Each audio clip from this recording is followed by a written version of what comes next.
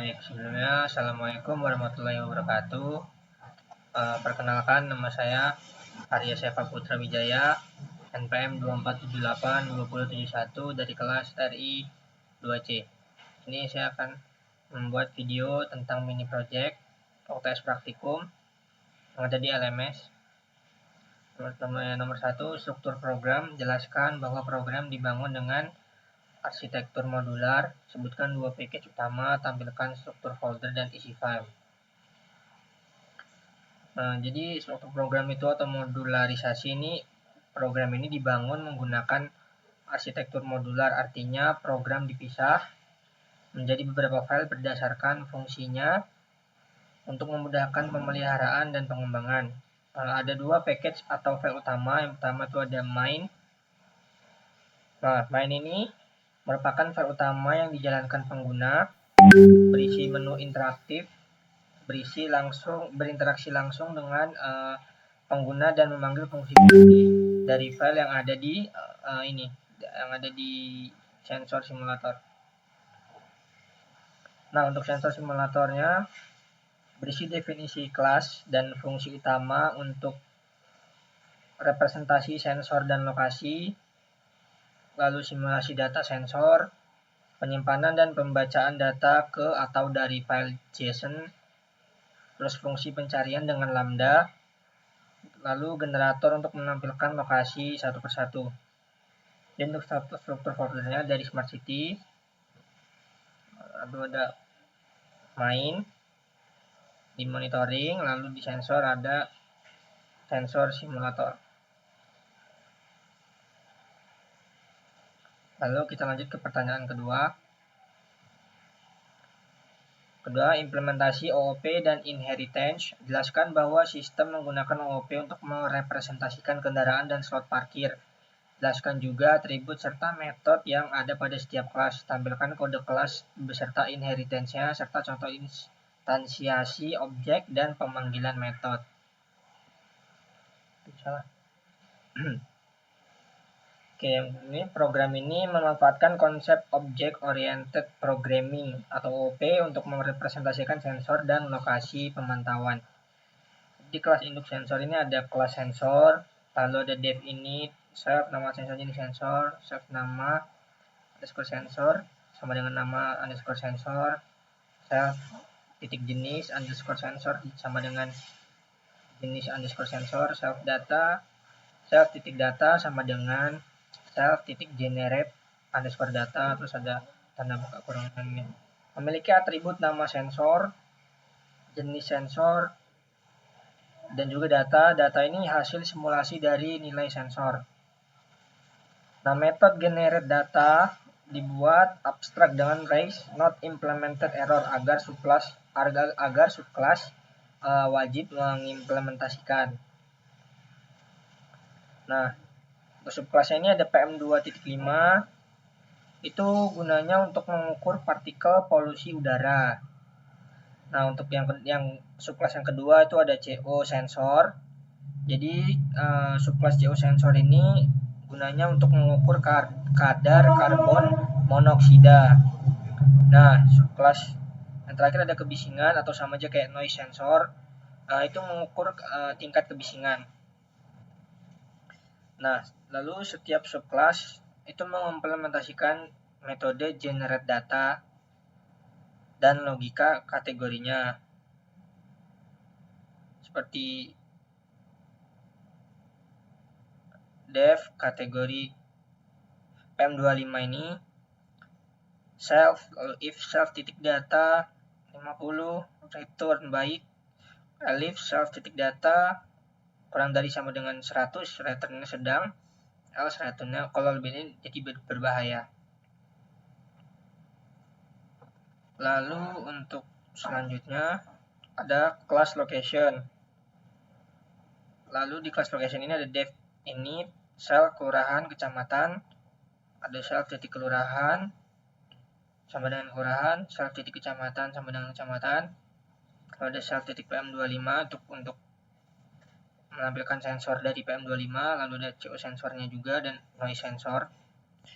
Jadi ini mewakili satu lokasi pemantauan. Lalu secara otomatis menginisialisasi 3 sensor ini saat ketika dibuat. Lalu metode getSummary mengembalikan ringkasan data dan lokasi. Lalu kita lanjut ke pertanyaan ketiga. Implementasi exception handling. Tunjukkan skenario error utama yang ditangani. Merujuk pada penugasan lab, tunjukkan potongan kodenya.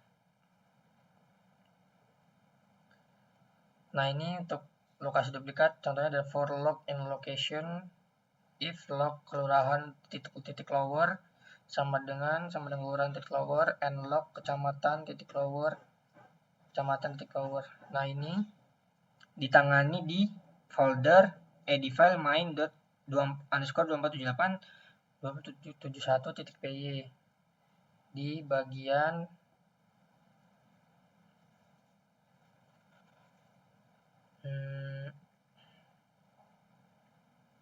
ini accept value error as VE, print input salah VE dan print. Nah, ini contoh yang kedua, file tidak dapat ditemukan saat membaca data, itu accept yang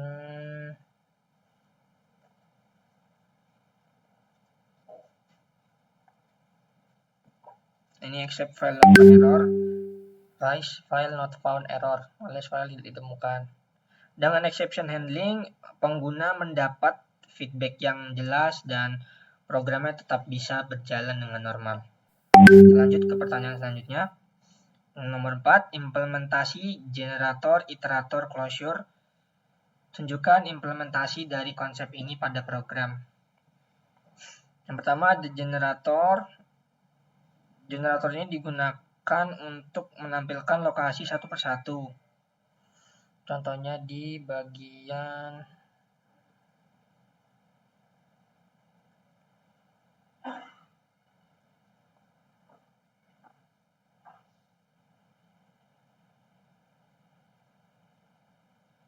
ini dev data ringkasan generator for login location (2) yield log.get_summary.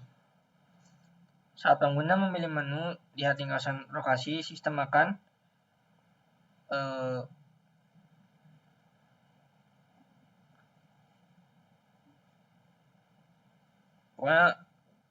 lanjut ke closure atau lambda function digunakan untuk mencari lokasi berdasarkan nama kelurahan.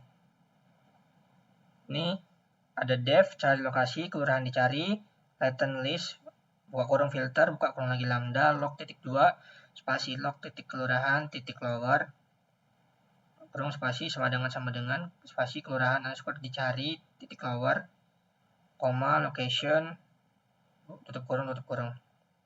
Pendek, efisien, dan langsung mengembalikan hasil pencarian.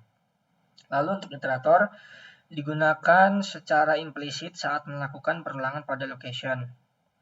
Contohnya ada di ini for log in location yield log.getSummary. Python secara otomatis itu menggunakan iterasi pada list menunjukkan pemahaman dasar iterator dalam konteks koleksi. Lanjut ke soal 65, demo program running keseluruhan program dari awal hingga akhir sambil menjelaskan fungsi masing-masing. Kita runningkan programnya. Nah, kita ulang dari awal.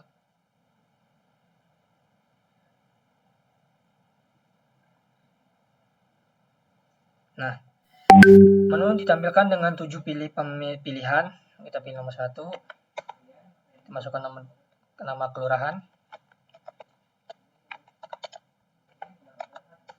kecamatannya. Nah, sini sudah terlihat lokasi berhasil ditambahkan. Nah, sistem itu membuat objek location baru dengan 3 sensor otomatis. Lalu menu kedua itu gunanya buat melihat data semua lokasi. Ya, lokasinya tadi kelurahannya Tejo Agung, kecamatan Metro Timur. Nah, sensor PM2.5-nya 192.83. Ini kadar CO-nya 4.6 ppm. Kebisingannya 40.45. Kita lihat lanjut ke opsi nomor 3. Nah, ini untuk melihat lokasi berikutnya, ini menampilkan ringkasan satu persatu menggunakan generator. Lalu kita lanjut ke nomor 4. Nah, opsi keempat ini untuk menyimpan data dari file. Data lokasinya ini ke file JSON ini. Nah, terekam di sini dia. Nah, ini. Simpan di sini. Kita lanjut lagi. Formatnya tuh berupa array JSON dari nama kelurahan dan kecamatan. Tadi yang di sini udah kita tunjukin. Nah, ini kelurahan Tejo Agung, kecamatannya Metro Timur. Kita lanjut lagi, kita lanjut ke nomor 5. Nah, ini membaca ulang file JSON karena lokasinya tersebut sudah ada. Setiap lokasi dari file diinstansiasi ulang sebagai objek location. Menu ke-6 itu mencari lokasi berdasarkan kelurahan. Jadi kita tadi memasukkan nama kelurahannya itu adalah Tejo Agung. Kita enter, keluar hasil pencariannya, lokasi Tejo Agung, kecamatan Metro Timur, sensor PM2.5 192.83, CO-nya 4.6 ppm, kebisingannya 40.45. Lalu untuk menu ke-7 adalah keluar dari program. Nah, terima kasih telah menggunakan sistem. Oke, untuk soal yang terakhir, refleksi singkat, hal yang paling menantang dan pelajaran yang didapat selama mengerjakan mini project. Oke, tantangan terbesarnya mungkin banyak, menggabungkan banyak konsep Python dalam satu sistem, lalu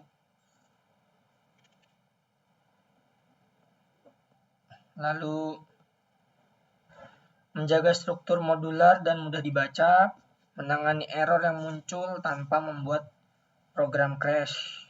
Nah, pelajaran yang didapat itu cara menerapkan konsep OOP secara nyata dalam simulasi sistem, penggunaan file JSON, sebagai media penyimpanan sederhana dan efisien, manfaat generator dan lambda untuk membuat kode lebih ringkas dan efektif. Lalu yang terakhir pentingnya modularisasi dan pemisahan tanggung jawab antar file.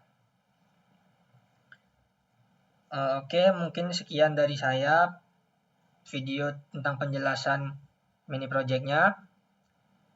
Mohon maaf bila ada kekurangan. Saya akhiri. Wassalamualaikum warahmatullahi wabarakatuh.